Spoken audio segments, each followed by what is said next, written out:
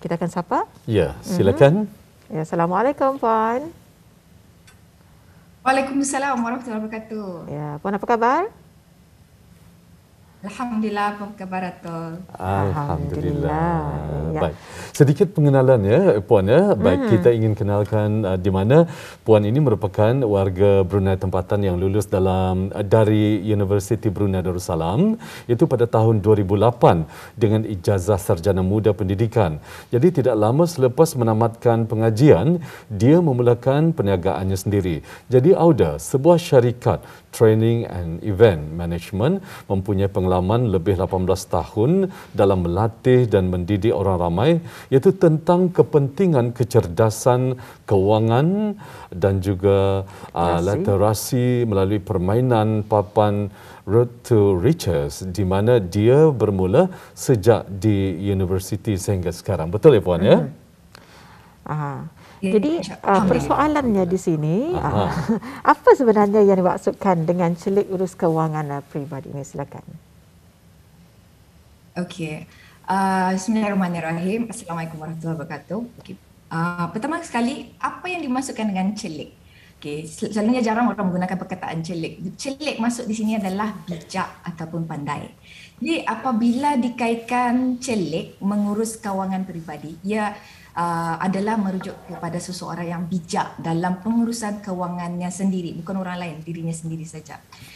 Ia bijak dalam membuat keputusan tentang duit yang diterimanya, sama ada gaji atau bagi pelajar, kira school allowance lah tu, iaitu termasuklah mengurus dan merancang simpanan, pelaburan, perbelanjaan, tanggungan, penjanaan pendapatan dan aktiviti kewangan peribadi yang lain. Jadi orang selalu fikir bila orang kaya punya disebabkan pasal dia ada bisnes, kan, real estate dan sebagainya. Sebenarnya bukan kerana wang duit itu yang buat orang itu kaya, tapi orang itu mempunyai pengetahuan mengenai kepintaran kewangan yang membolehkan dia membuat keputusan yang bijak. Jadi bukan pula cakapkan duit itu tidak penting. Yes, duit itu boleh menyelesaikan banyak masalah. Walau bagaimanapun, sekiranya seseorang tu banyak wang pun, tapi bila ia dah pandai mengurusnya, duit yang tinggi menggunung pun boleh habis. Betul tak? Betul. Jadi seperti cerita di luar negeri yang kita ni dengar lah kan, yang menang loteri berjuta tapi lepas beberapa tahun jadi muflis, lagi teruk daripada dari yang mula. Itu adalah contoh orang yang gagal dan kurang bijak dalam pengurusan kewangan. Jadi itulah mesti bijak dalam pengurusan kewangan peribadi itu. Baik, penjelasan yang cukup lengkap sekali ya. Jadi sebetulnya seperti yang Puan katakan tadi, bukan semata-mata ianya bergantung kepada kewangan ataupun mata wang tersebut ya, tetapi kebijaksanaan kita ni untuk mengatur mengatur perbelanjaan ataupun dalam setiap keluar masuknya perbelanjaan kita, terutama sekali yang fokus kepada dunia perniagaan dan juga seumpamanya. Jadi Puan, kita masih lagi tertanya-tanya mengenai dengan papan permainan ini. Jadi bagaimana papan permainan boleh membantu setiap individu untuk mengurus kewangan pelbagai dengan lebih baik lagi. Maksudnya kewangan peribadi dengan lebih baik lagi. Okey. Mungkin orang lihat papan permainan, macam tertanya-tanya macam mana tu apa pasal kewangan. Ya, subjek mengenai pengurusan kewangan ni dalam subjek tu ada banyak kan dipelajari. Ya senang untuk dipelajari, cuma ya terma-termanya kali yang perlu diketahui dan difahami. Dan kadang ada yang merasakan takut untuk belajar pasal pengurusan kewangan ni. Takut bunyi macam payah. Jadi kadang orang macam reluctant untuk belajar. Tapi bila sekiranya subjek ini diajarkan melalui satu permainan, ia akan menjadi seronok dan senang faham.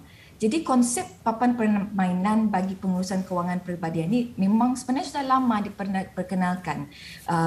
One of the papan permainan yang pertama kali dulu yang pernah telah diajarkan mungkin penyampai pernah play kali macam Monopoly, Payday, Road to Riches, Cash Flow One-on-One dan sebagainya. Jadi soalan tadi kan, bagaimana papan permainan boleh membantu individu dalam menguruskan kewangan dengan lebih baik? Sebagai contoh, salah satu papan permainan yang ada mengajarkan cara simple accounting. di mana bila pemain menerima gaji dalam game itu, dalam game itu salah satu dalam permainan itulah, dalam ada menerima gaji, ia akan menulis atau jot down dalam dalam kertas cash sheet ni kena panggil, dan akan menulis setiap perbelanjaan yang keluar masuk duitnya. Dari sini seseorang tu boleh belajar dari papan permainan yang simple saja, example tersebut, pentingnya menjejak belanjawan ataupun track expenses supaya tahu ke mana pergi duitnya, bukan hilang begitu saja. Kadang orang habis duit koin ni ke mana cak, itu adalah disebabkan dia menulis, dia tahu. Jadi bila dia menulis perbelanjaan tu, it's easy to, senang tu apa, Tani akan berbelanja sesuka hati dan berbelanja yang bukan Tani perlu tetapi benda yang Tani want. Apa tu, you tend to berbelanja what you want instead of what you need. Jadi dengan permainan macam itu tadi, boleh mengatur perbelanjaan dan simpanan Auda dengan betul hanya dengan menjejak perbelanjaan, keep track on your expenses. Ataupun example, sebelum ni macam saya sendiri, masa mula-mula dulu sekali, indah faham apa arti, fikir fahamlah tahu apa arti expenses tapi ataupun assets. Tapi rupanya sudah bermain dalam salah satu pemain board game itu, baru saya faham rupanya selama ni saya punya kesalahfahaman tentang apa itu sebenarnya assets. Jadi dari sana contohnya bagaimana melalui board game itu saya daripada yang kurang bijak tadi jadi lebih bijak. Rupanya assets ni macam ni. Jadi dengan sudah faham macam mana, baru dapat dibuat action seterusnya selepas sudah faham. Okay. Macam itulah sedikit sebanyak. Perlu belajar ya. Iya.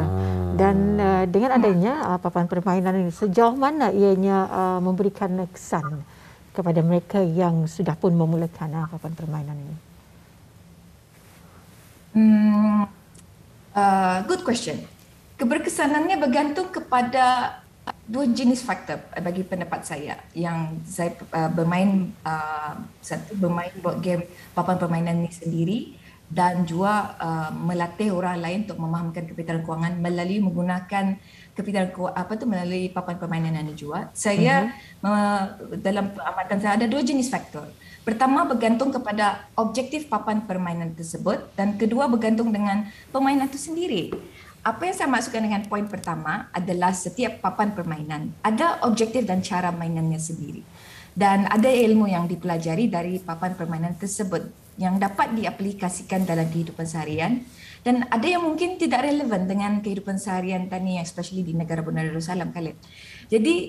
Jadi bila papan permainan tu lebih banyak di dalamnya ilmu yang dapat diaplikasikan dan ia relevan atau dapat dikaitkan dengan kehidupan seharian, akan menjadi lebih berkesan dalam mengajarkan individu itu dalam kepintaran kewangan atau pengurusan kewangan peribadi yang lebih bijak. Kemudian bila Tani bermain papan permainan ini, perlu diingat 10% adalah apa yang mereka pelajari, 90% adalah apa yang mereka buat dengan apa yang mereka pelajari. Pemain akan mendapat ilmu dalam bermain papan permainan itu, tapi apa yang akan dibuatnya dengan ilmu itu is the next step. Sekiranya bermain sekali saja, mungkin konsep kewangan itu belum berapa masuk, jadi perlu dipraktikkan beberapa kali macam menjadi latihan sampai ia boleh faham dan relate dengan kehidupan seharian dan dapat mengaplikasikan kehidupan hariannya.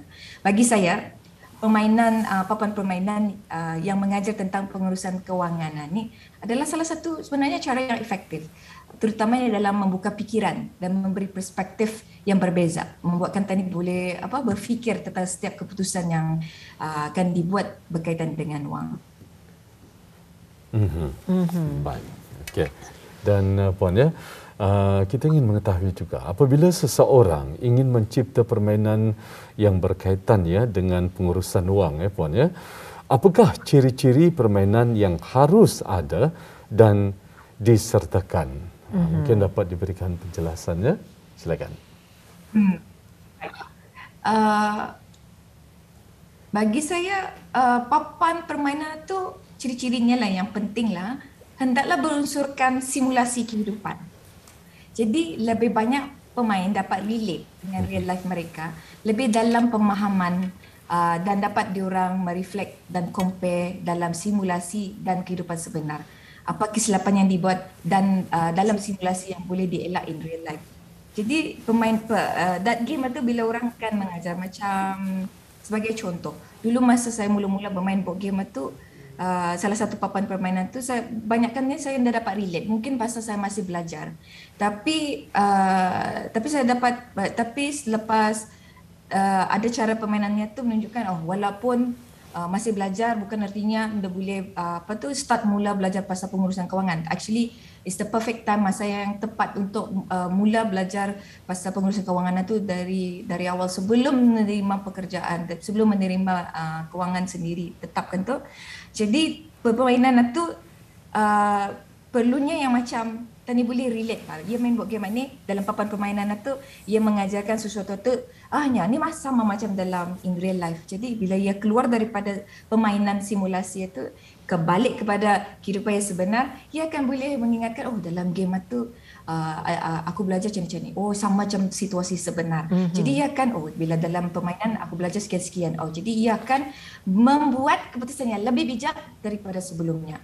Itu adalah salah satulah ciri-cirinya yang perlu ada dalam permainan game tersebut. Selain daripada ciri-ciri yang lain, ia boleh boleh bukan seorang. Bila seorang bermain boring juga, jadi ia perlu ada boleh bermain lebih daripada 2, tapi jangan terlampau banyak. Mungkin 6 dalam maksimum. Bila lebih daripada 6 sekarang jadi terlampau lama. Cuma itulah. Jadi di sini bagaimana sebenarnya papan permainan boleh menanam selit kewangan di kalangan kanak-kanak ni pun? Seperti pepatah Melayu mengatakan, melentur bulu biar dari lebah. Dulu dah faham ni apa pepatah Melayu ni ya. Tapi sekarang ni benar betul. Kanak-kanak selalunya lebih suka bermain kan, dari duduk belajar. Jadi game macam ni, permainan macam ni memang perfect ni menjadi alat bantu mengajar bagi kanak-kanak. Dari game tu ia boleh faham konsep apa arti perbelanjaan, simpanan ni apa jadi bila tani belanja, adakah menambah duit atau mengurang dan sebagainya. Jadi bila kanak-kanak yang celik kewangan ni, dia akan faham bila beli mainan contohnya. Ia akan mengurang faham ya, ni mengurangkan duit bapa kuninya. Jadi dia luan memajalkan minta belikan, terutama bila parentsnya ada tight budget kah. Dan ia akan tahu konsep simpanan, kenapa menyimpan dan hasil simpanan jadi apa. Jadi perlunya tani menanam ilmu ni memang dari kecil. Permainan itu lebih sesuai, yang disesuaikan lah untuk kanak-kanak yang diorang boleh relate. Maybe contohnya dalam permainan tu semua orang dapat duit 100, duit raya kali dapat expenses yang bagi tahu ia beli gula-gula RM3. Jadi diorang akan belajar mengira jual lah tu ditulis angka 100 sebagai duitnya dan lepas tu beli gula-gula jadi RM3. Jadi bila dikira ditolak 100 tolak 3 97. Ditanyakanlah kanak-kanak ni, adakah duit kamu jadi makin bertambah atau berkurang? Diorang akan tahu makin berkurang. Jadi dari sana tani boleh terangkan yang gula-gula adalah termasuk kotak perbelanjaan, iaitu di mana kita ni menukar duit dengan sesuatu yang kita tidak perlu dan tidak akan membantu menambah kewangan, malah mengurangkan. Jadi dari papan permainan itu sebagai satu tools untuk mengajar kanak-kanak supaya diorang lebih berminat dan lebih senang faham. Jadi pengungsian yang menarik ya sebenarnya yang dijelaskan dengan topik kita celik urus kewangan peribadi melalui papan permainan dan juga tadi boleh mulakan untuk anak-anak kita. Jadi di sini Puan, di mana khususnya para penonton yang ingin mengetahui lebih lanjut lagi mengenai dengan perkara ini, siapa yang boleh dihubungi ataupun adakah melalui Facebook ataupun IG? Bila ada penonton atau orang ramai yang ingin mencuba salah satu papan permainan yang boleh menolong dalam mengurus kewangan, mereka boleh visit to our IG yasinvms.bn. Dan juga mungkin saranan Puan sendiri dengan tajuk yang kita bincangkan pada hari ini Puan. Bagi saya sebagai seorang warga negara Brunei Darussalam, saya ingin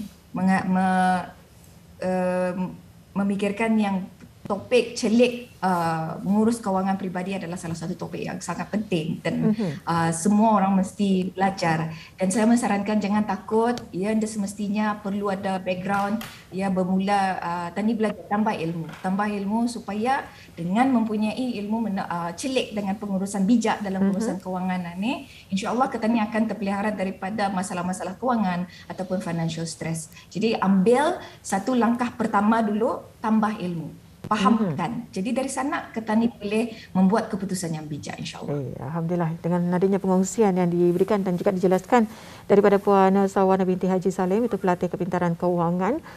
Semoga ada penonton kali dapat manfaatnya dan juga panduannya. Dan memang betul lah kalau pemelatihan ni biar daripada melentur buluh daripada rebungnya. Kadang takut salah terbalik. Okey. Jadi melentur rebung dari buluh. Payah terfikirkan jadi kikik tu.